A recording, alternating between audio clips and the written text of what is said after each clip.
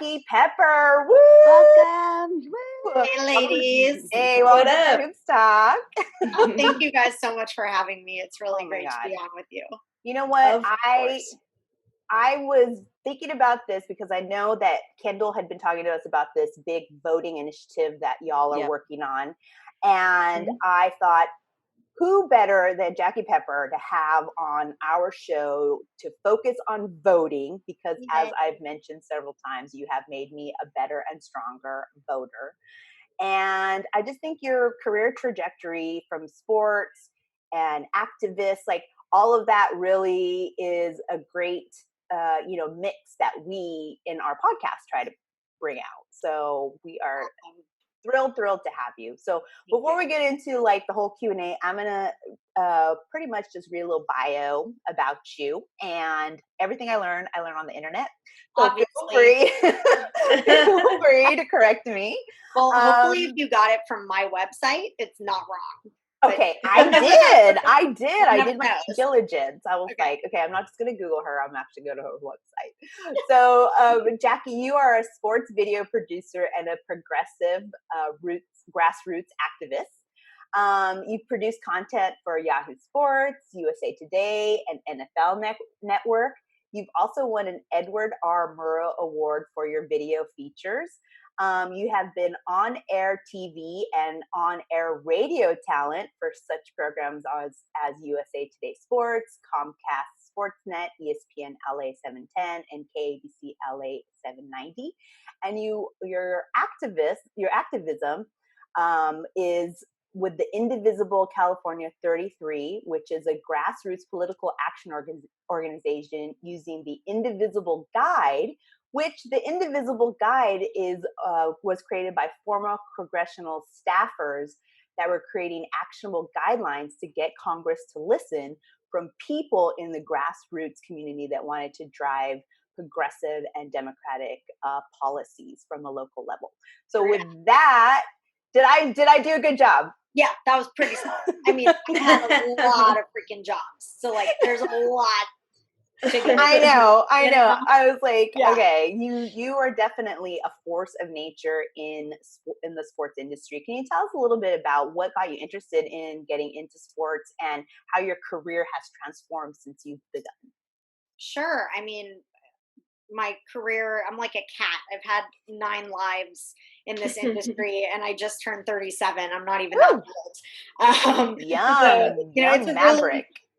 It's a really tough industry to survive in, entertainment in general, but even sports and news, it's tough. But I got into sports as a kid. I never played sports because of my asthma. I was always fat and out of breath. So sports were not my thing, but I loved watching sports. All my friends in school played. I would, watch even in elementary school, we'd have like pee-wee football and I'd hang around and watch on the yard and stuff. And I just loved my friends so much that I was really connected and invested in watching them play. My parents, we always watched sports. Growing up in Santa Monica, the Lakers and the Dodgers were just, this is the 80s and the 90s. Like, right.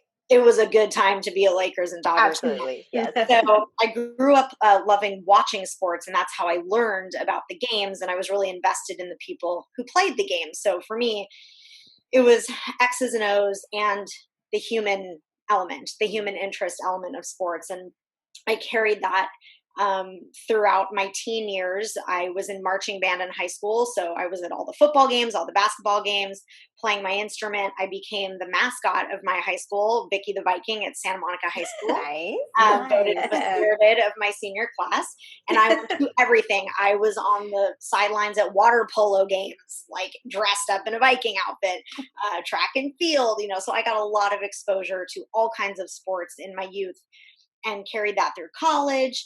I could tell you the whole long story of how my career started, but it was right place, right time. I knew the right person who got me into this gig as a production runner on a ABC Sports college football broadcast at my college when I was a senior at the University of Arizona. And how it all began. And then I just formed relationships and kept on going until I got here. And I've had a lot of different career iterations, starting in production, moving my way up, going on air, struggling to create a lasting on air career because it's, can I cuss on this show? Yes, you can. Yes. It's really, let it fly. Really fucking tough, especially for women. And then now I've bounced back to the production side behind the camera again. So been through it all, but it's been quite a wild ride and I feel really lucky. And how have you seen the sports industry evolve for, let's say, women or even people of color? Like, I know that right now we're at a huge moment where a lot of things are getting, called out, rectifying. How are you seeing? Is this like something slow moving, or have you guys seen the show on Apple Plus called The Morning Show with Jennifer? Yes, binged it. Okay, I just finished episode 2 last night, and I'm having PTSD. Oh no! Yes, like I kid you not. I'm sitting with my parents, and I'm like, that's the meeting I had with that executive in that hotel. That's the meeting I had with that news director when he fucking ignored me while I was in his office and was on his computer while I was talking to him. And I'm like, why the fuck am I even here? It is. I'm sure the industry has progressed for women in the last 30 years. I mean, there weren't even women in sports 30 years ago. I mean, maybe like Leslie Visser, there were a few. So I know progress has been made for sure, but progress is slow. For all minorities, for all different kinds of things in life, we still don't have healthcare in this country, which is absurd. So it's slow going, but yes, there is a difference. There are definitely more women working in sports now than there were when I started 15 years ago. When I got my first job in 2004, I was working on a traveling production crew that was doing live game broadcasts. There'd be 100 to 120 people on the crew, and most of the time I was the only woman. Sometimes there was like, I had an operations manager who was a woman, and it would just be the two of us. Sometimes there was like one other production runner who was a woman, and then there was like one woman who worked in the graphics truck.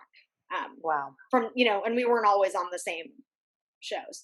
So like there were way fewer women, especially behind the scenes. There are more now, but we're not even close to, sorry, that's my email. Let me You're good.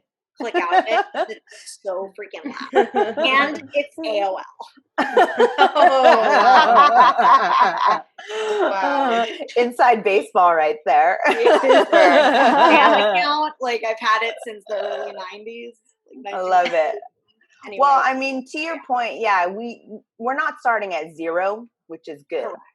I like to point that out because sometimes it really weighs, and you start getting depressed and defeated, and you just have to remember things like, we're not starting at zero. Right. But, something that's a really important point, just looking at where we work, where Kendall and I work at Yahoo in our sports department, there are more women in that department than anywhere I've ever worked before by like a million.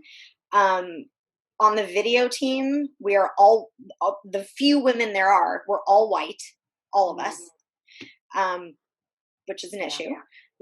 So there are still different levels, of progress that are the very few women on that team. Like very few women, and they're all white. Even so, like this is the most women I've ever worked with, ever. Ever. And I'm the only, Kendall's also a video producer now versus a social producer. Right. But, it's tough. It's tough, but we try to make progress. I've been able to get other women interviews in our shop. One of them got hired to a show that no longer runs on Yahoo, but I was like, finally, I got one in the door. Right. Small wins. But that's the thing. I've said this several times in the past on the podcast, and Karen and Kendall can keep me honest. But I've always said, it's not so much what we see on like this level; it's the leadership level. Yes. Those are the people with the power of making decisions are just normally the ones that are going to handing out shirts that say vote. but in reality, they're not actually doing the work to make that change, which leads us, to the systemic issues that we have. Well, luckily, over the last couple years, our new department head, I mean, she's not new anymore, but is a woman, and she does care about having more women in the department, making sure that we're comfortable and taken care of, and that we're independent and feel we can have a voice. And she's my age; we're the same age, so like that's a big job for her, right, to be in, and it's a challenge, and everything is slow going, but I know that we feel really lucky that all the way up at the top there is another lady, and she can understand our plight when we have a plight, but we love where we work. It's I mean, I love all the men we work, we have like the best crew ever, so I mean, really no complaints, but there's still progress to be made for sure. Yeah. Well, and then also not just in the workplace, but in sports in general. There's so much that, I mean, I know the what was it, the NHL, that man Mike, who he just came out and said, well, the NHL bubble is great because there'll be no women there to distract you, and you're just like, dinosaurs. It's like a field of Jurassic Park still in the sports industry, but There's a lot of that still. But it's good to know that, and actually, like, you saying that change in leadership is great, because I think that also starts from the grassroots level within the company, where someone has to say, you're not starting from zero, and someone says, let's take a look around and see what we're not seeing. Let's focus on that and let's change that. So that's good to know. And our company in the last few months has really made a lot of public commitments to not just increasing diversity, but strengthening the diversity we have, really taking into account all types of people, their experiences, their needs. So, I mean, for someone who at times feels very guilty working for a gigantic corporation that, could often go against my own personal beliefs, I feel so lucky and proud to work for a huge conglomerate that is actually doing the right thing on so many different levels, which is a really big relief. That's great. Actually, in talking about your beliefs, I think it's a good way to maybe dive a little bit into your activism, and at what point was it a career moment? Was it a personal moment? Was it an inspiration where you're just like, you need to take action? You call yourself an activist. You work on a grassroots level. You're making, you're helping to shape your local government. And in addition, that would, go up to the big Fed government. When did that start? What was a moment, if you can remember, where that happened for you? So I've always been politically active, but I was never an activist until Trump showed up. I'm sure that's a common thread. Yeah. Maybe he did do a lot for women, because he got us real pissed off and real riled together. Yeah, that's true. And it's really interesting because in activism, there's like two groups. There's pre-2016 and post-2016. And sometimes our factions fight, because the old school activists who've been activists for 20, 30, 40 years are like, whoa, who are all you newbies thinking you can just like come in here and that everything and you can take over? So like there's a lot of give and take and trying to learn from each other, which is a very unique experience. And, it's mostly done in good faith, but it can get a little hairy sometimes. But I've always been a political person. I come from a political family. My grandfather on my mother's side was a mayor in Colombia. I'm part Colombian. He was assassinated by the FARC when I was a young child. Whoa. So he literally he died for trying to make life better for his people. My uncle is a union leader he's a recently retired union leader for the California Federation of Teachers. I marched in anti-Iraq war in the early 2000s with my mom, so I've always been very politically engaged, especially on issues of race. I worked in my high school to develop a program called Racial Harmony, which was a series of overnight seminars at our high school in the gym, where we would have 100 kids sleep over in the gym and do this 2-day incredible seminar that was based on a national program to teach people about race relations and diversity. I mean, it was the best. And it changed so much in our school, because I went to Santa Monica High School, 4,000 kids, pretty diverse, but very segregated. You know, people, I don't know when the division happens, but people just kind of like gravitate to their own. And we were having problems on our campus at that time. There were a lot of fights between like racial groups, and there were gangs, and I mean, it was kind of crazy. So this program was brought in by 2 seniors when I was a freshman, and it really changed our campus. And then a few years after we all kind of aged out, the program didn't continue, and those problems came back. And my high school is also the alma mater of one Stephen Miller. Yes, I just read that Vanity Fair article. Yeah, clearly did not go to he the did not program. attend Racial Harmony, right? The program, which is a real shame, because it could have changed his life. I mean, this was 20-something years ago, and people who I went to high school with, we still talk about it. You know? Wow. And we're all different. You know, it brought seniors and freshmen together. It was just a really transformative program. So I guess in that way, I was even a little activist back then. But I've always cared. But Trump, you know, was a different story. I did campaign for Hillary Clinton. I phone banked for her in 2016. And that was the first time I had ever done any kind of outreach for a political candidate. Even Obama, who I loved, I didn't like get off my ass. I just voted, but that's not enough. So yeah, Donnie T stuck me into this shit, guys. Thanks. I'm grateful for it then. Yeah. You know, silver lining. Yeah. Hard to find, you know, like I try to look at the silver linings in that his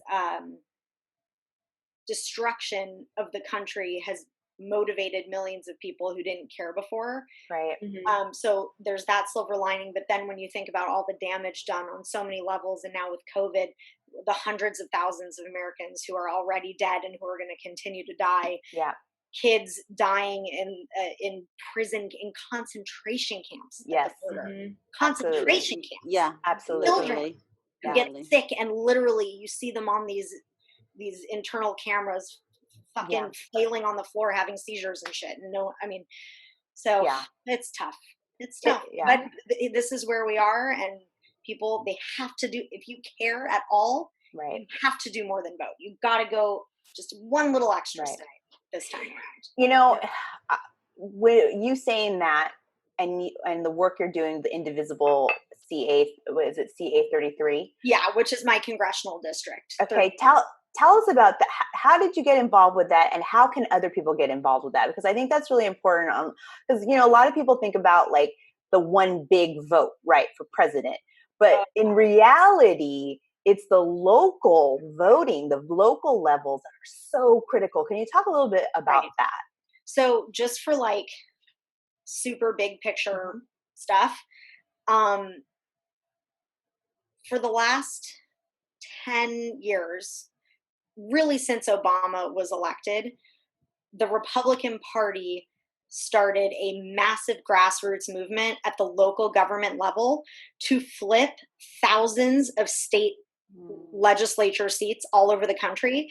And during his presidency, many states flipped their state representation from blue to red, so that there was a majority of red state legislatures, you know. Here in California, we have a state assembly and a state senate. So that's our state legislature. And they are both blue, and we have a supermajority of Democrats. So like Republicans cannot get anything done here. But it's really important to vote at the local level, because that's where everything starts. And the local level does translate all the way up to the federal level, because if you want to change the Constitution, actual state legislatures vote on constitutional changes at something called a constitutional convention. So, and that's the state's constitution. No, I'm talking about the United States of America. Oh, okay. All right. So there are many different things that have to happen to amend the United States Constitution, and there is a state government, a state legislature vote at play in changing. That's why we don't have the Equal Rights Act for women that needs ratification. 38 states to ratify, so they could change the Constitution, but it's the states who have to ratify that amendment. Right. So that's why it's like super important to vote for everything at the most basic local level, from who's on your school board to who's on your city council to your state assembly man or woman, or your state Congress senator, state senator. So it's all really, really important. And I never even realized how important that stuff was until the last 4 years. But it's deeply, deeply important. So with a group like Indivisible, first of all, there are like a million different grassroots political groups on all sides of the aisle. And I highly recommend finding one, because most of them do different things. Some are dedicated to one issue, like preventing gun deaths and gun safety. Some are for a woman's right to choose. Some are strictly voting outreach, getting people registered to vote. Indivisible, the point of Indivisible is to hold your elected officials accountable. And how do you, regardless of party, and how do you do that? You build a relationship with them. You say, hey, I'm your constituent. My tax dollars pay your salary, so I'm your boss. So you have to listen to me. So I am going to call your office a couple times a week and tell you, hey, this is what I want you to do up at Capitol Hill, or this is what I want you to do at the state legislature in Sacramento. And I'm fucking watching you. And if you don't do it, I'm going to vote your ass out next time, and I'm going to raise money for your opponent. So you have to learn how to leverage your power, because all these people want to do, politicians, they want to keep their jobs. That's it. They just want to stay employed. And most of them are, I think they're good people and they like believe in what they're doing, but the foundation is keeping their jobs. So you have a lot of power, whether or not they keep their jobs. So your voice really does matter. Right. And your vote matters. Yes, it does. Because I know a lot of people, a lot of people will be like, well, it doesn't matter. Because everyone's like, well, California will go blue. It always goes blue. Yeah, but blue is a big spectrum. And and again, I really just kind of thought I live in a Democratic state, like I have nothing to worry about. But now that I'm so involved in state politics, you got 2,000 bills written every year in our state legislature that get put up for some kind of vote at some type of committee level or whatever. And we are fighting our own elected officials who are also Democrats, saying that bill is not going far enough. It's not blue enough. It's not progressive enough. Right. And there are way different levels of blue, for sure. Right. And I'm not even as blue as some blue. But yeah, there's a lot going on, and there's a lot to know. And I think people feel so overwhelmed. They don't very overwhelmed.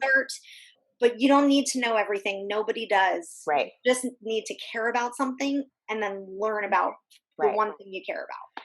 So in some ways, like let's say voting rights right now are extremely important. They're being attacked left, right, any which way but loose, right, is voting rights. So if someone today were to wake up and say, you know what, the number one important issue for me right now is voting rights.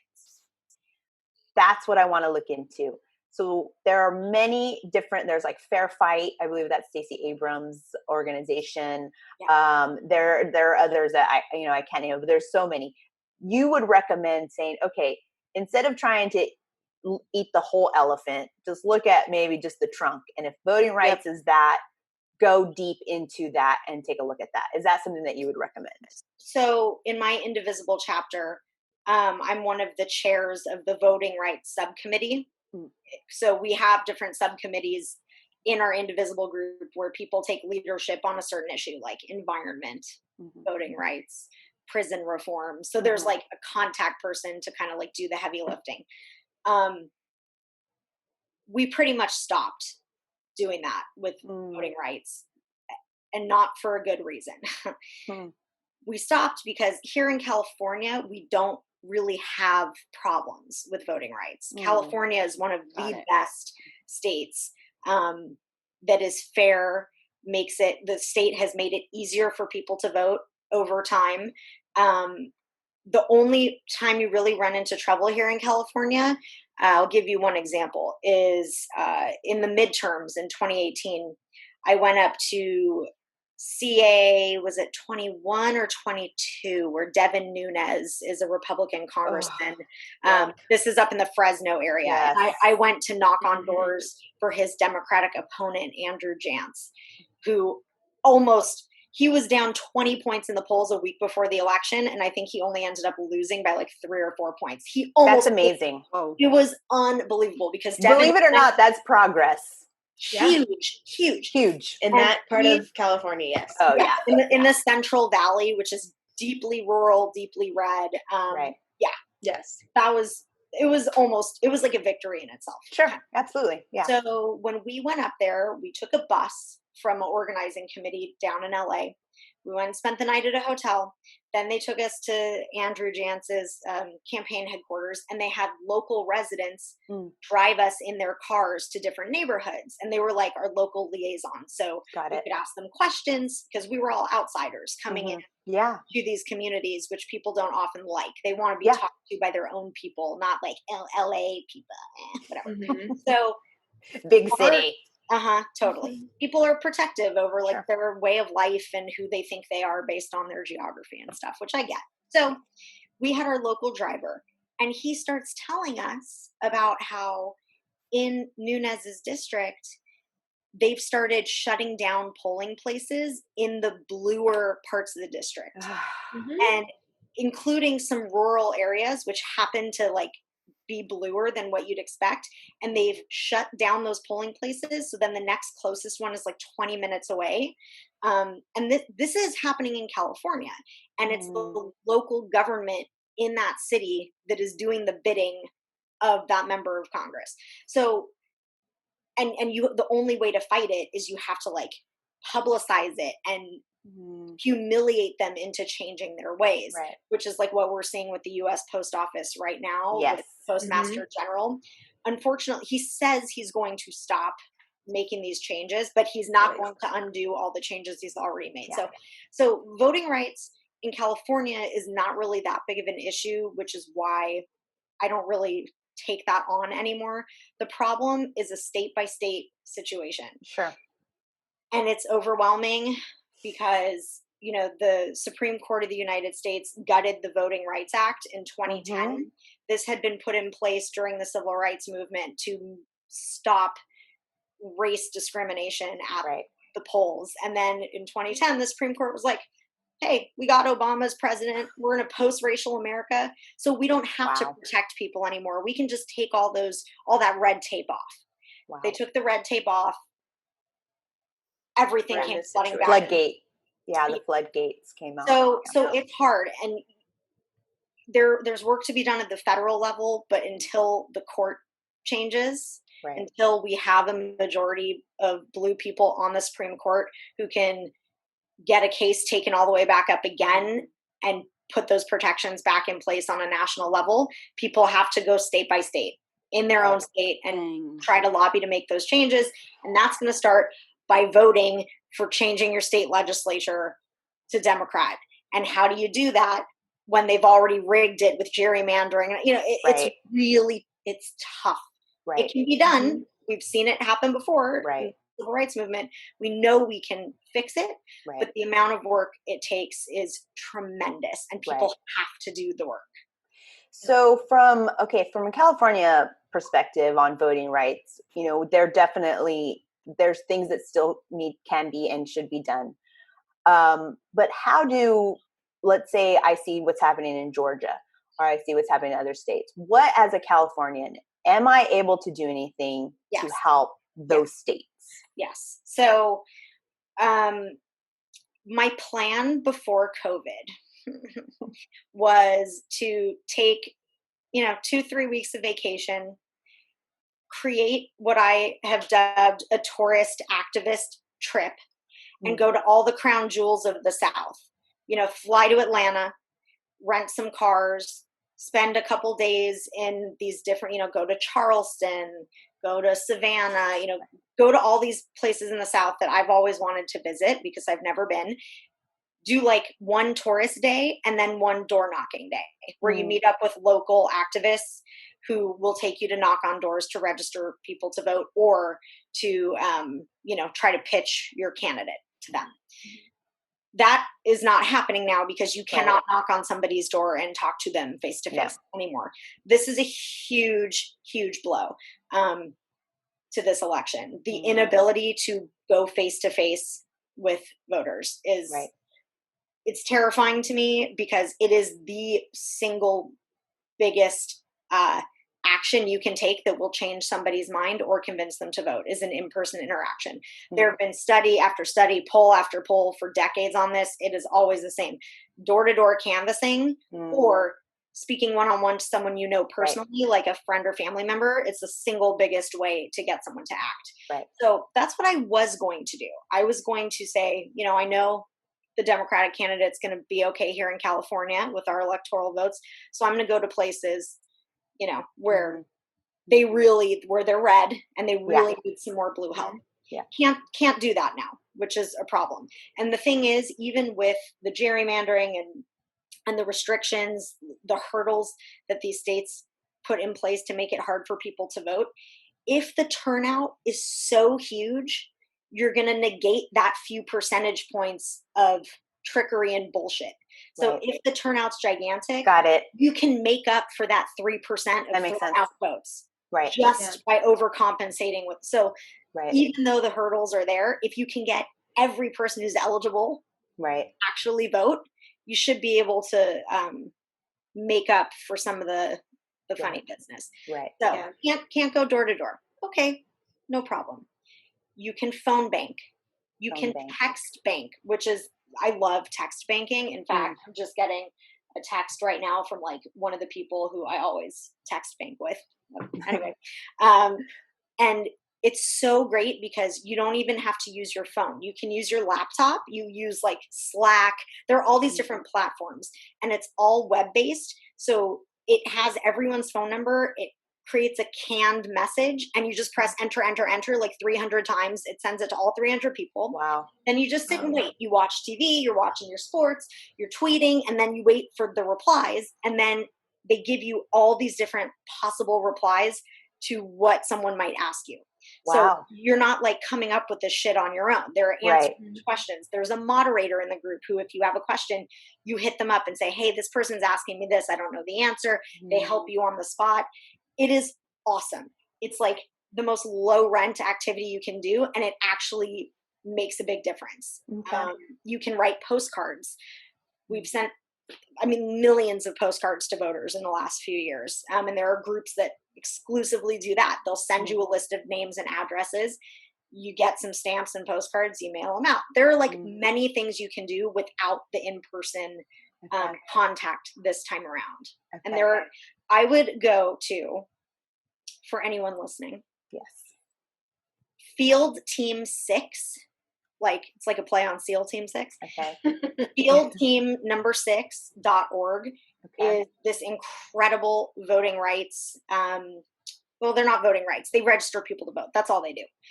And they just created this new, it just launched, I think, yesterday, called Voterizer. Anyone can go to that website and register to vote in their own state right there. Field Team 6 also organizes postcarding, phone banking, text banking. They're like a one-stop shop. One other one I would suggest, grassroots democratic headquarters.org.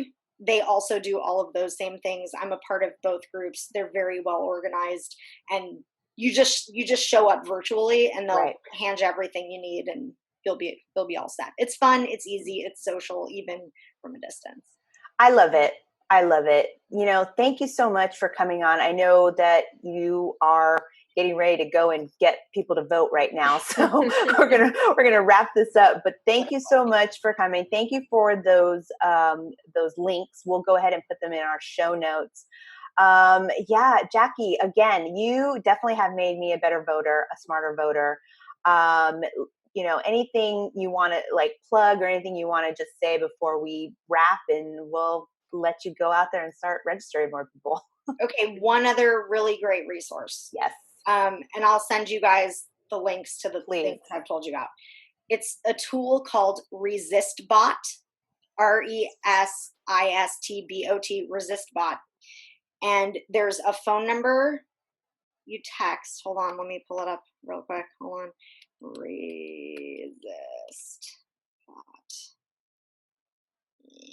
Come on.